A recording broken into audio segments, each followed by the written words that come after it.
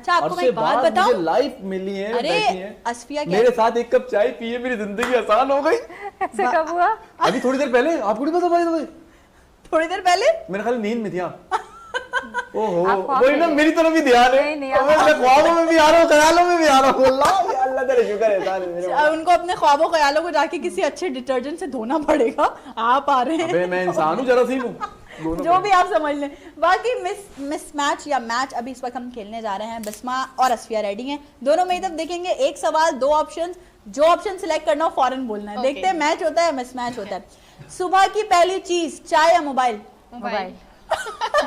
Good, मैंने आपको कहा था कि क्लैप करनी है अगर मैच हो जाए। वाह भाई वाह, मोबाइल। ओके, मोबाइल कौन सा? आईफोन? सैमसंग?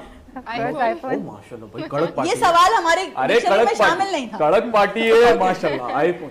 स्वीट चीजों में चॉकलेट या आइसक्रीम?